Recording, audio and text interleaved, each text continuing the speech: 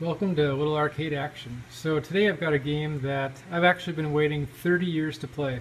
Back in 1987, I saw this game several times at my local convenience store, and I'd almost memorized this track scene, but I just never had a chance to play it. I'd go into the store several times, probably 5 or 6 times I saw this game, and by the time I got a chance to go back there a month or two later, the game was already gone. This is a conversion game, basically.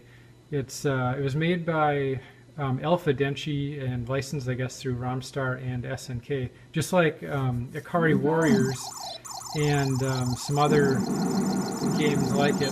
They used a special rotary joystick. And I've got, here it's kind of dark, but you can see just barely, it's got an 8-way joystick, and as I rotate the joystick, it'll actually move the character left or right, so you can aim to fire as you're going, so you can strafe actually. So it's something like Doom in a way, precursor to that, where you could strafe and fire at your enemies. This version is actually called Battlefield. The version that most of us here in the US know is called Time Soldiers, and so this game actually plays exact same as Time Soldiers, but it's just called differently. There is a dip setting to change from Japanese to English language. Right now I do have it set to Japanese. You can see the time zone that I'm in right on top of the screen, the Japanese there. But strangely still, some of the text in the game is English as you go through, but some isn't. So it's got a very generic marquee on here, as you can see. I picked this game up. It was, again, a conversion game. I picked it up just because of this game. The cabinet wasn't in the tip-top shape, but like again I said, I've been waiting 30 years to play this game, and I really want to. The things that really caught my eye were the graphics for the time. Back then, I was playing on the NES and the Sega Master System, and the graphics on this game comparatively were just at a much higher level at the arcade than you could get at home at that time still. There was a pretty solid, fun Sega Master System home version of Time Soldiers. It was pretty good. It didn't have the rotary joystick, of course, but the arcade graphics really were it at. So I'm just going to coin up, and I'm going to play for a little while till my battery goes out, and just give you a little play test. So again, the controls: you've got a 8-way rotary joystick. Again, it's really dark here. You've got an 8-way SNK yellow rotary joystick, and you've got 2 fire buttons. You've got one regular fire and then one hyper weapon, which you can pick up during the game. And you can also pick up other power-ups too. So I'm just going to coin up, and let's give this a try.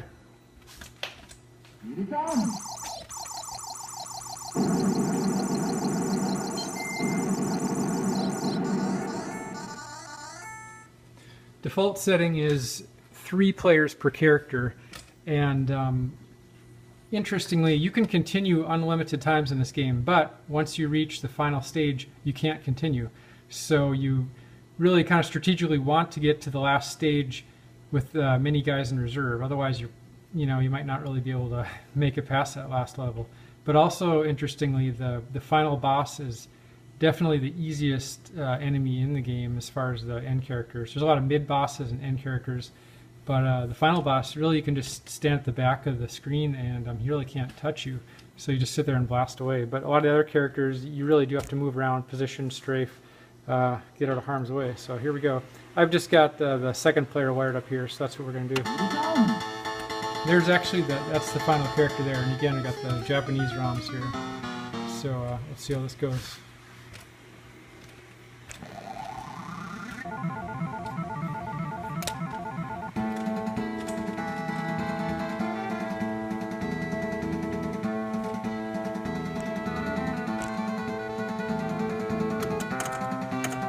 Rotate, strafe left and right.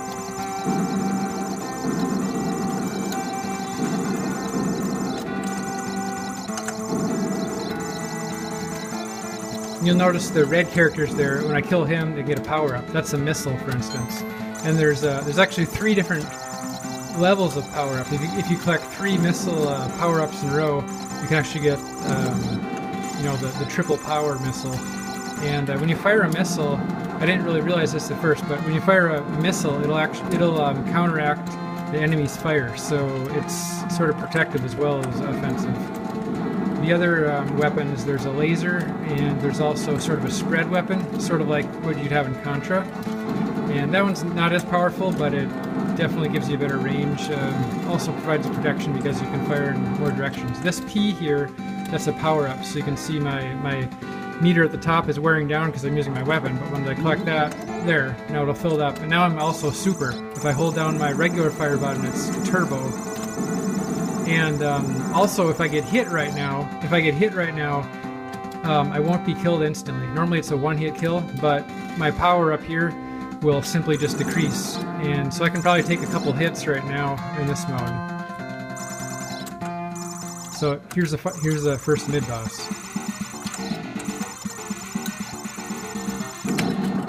There, and I'm taking too long on the level, so that these other enemies are coming out, and they're trying to kill me. So, but that's the first mid-boss enemy that I always remember from the track mode back then in '87, and so I really had that memorized in my mind. I think what attracted me most to this game is probably the sound effects, that shooting. So here I've got the laser weapon.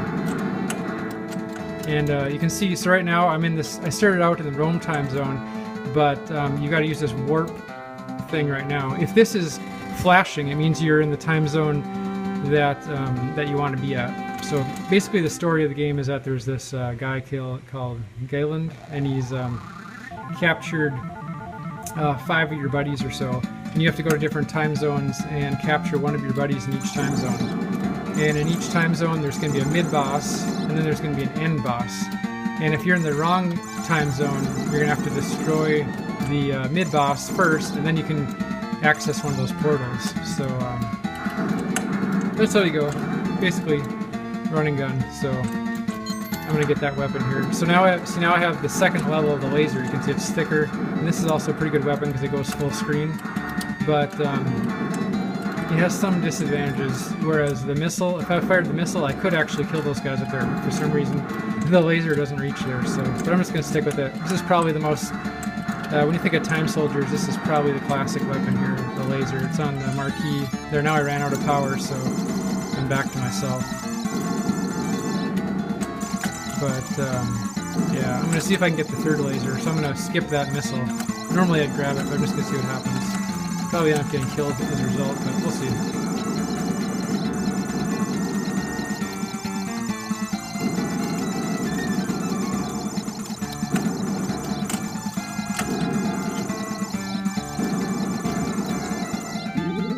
There we go. There, see, I did get hit, but I actually didn't die because I had the superpower.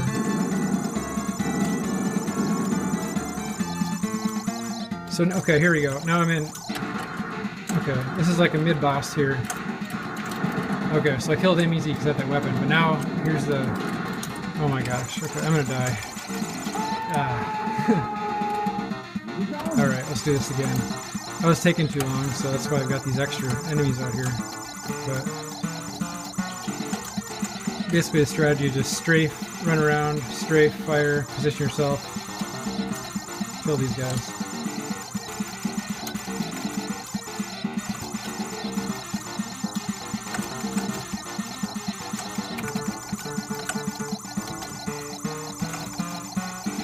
Like I said, there's several dip settings. Right now I have it on normal difficulty level, but I've set it to 6 lives, simply to get through the game a little bit easier. So I think if I set to 3 lives, I can probably get through a couple of the levels, but eventually I'll end up getting killed on 1/4. But I know a lot of people can actually make it through the whole game without even losing a life, so I think that takes quite a bit of skill. So that's all about positioning, kind of baiting him to the right spot. Alright, so there we go. So I killed the first stage there, and it says you destroyed the boss monster and rescued 1 warrior. So interestingly, this is Japanese version, but that part is in English, but then the other part is in Japanese, so that's kind of interesting. I can read, there's a world of yeah, this is like kind of like the World War II or big, where I can read some Chinese characters, so I understand some of those characters, but it's not quite the same probably in Japanese. Let's play a little bit through this level.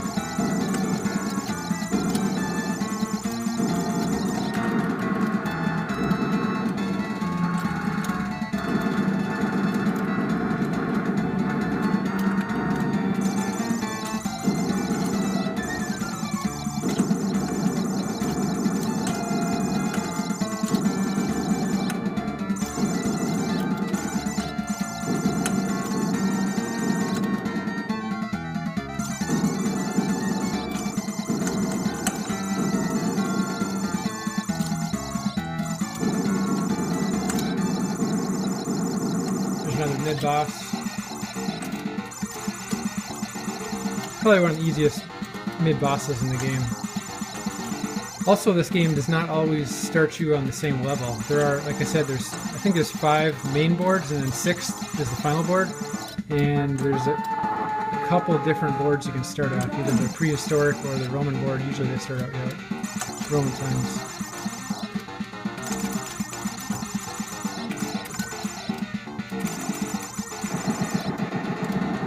So again, I'm not in the I'm not in the world where my friend or my comrade is that I'm trying to save. So I'm gonna have to catch the time zone here, or the time warp, and exit out. That was rough. All right, oh, I didn't even see that guy. All right, so I'm gonna warp out now. So that wasn't flashing at the top. Prehistoric times here, and now I'm flashing up top, so that is in the right one. I've located in the time sensor. So, but there you have it. Yeah, there's a lot of boards. Some of the later boards are really pretty neat. The future boards, especially like those. The graphics, I think, really get a lot better in some of their boards. But yeah, these are okay. Like I said, it's pretty good graphics for the time in '87. Just a fun run and gun, shoot 'em up. A lot of fun to play with 2 people. I actually haven't done that yet. I'd like to do that. But there you have it. That's Battlefield, or Time Soldiers as known in the USA. Great game. Look forward to playing this a lot more. Alright, have fun.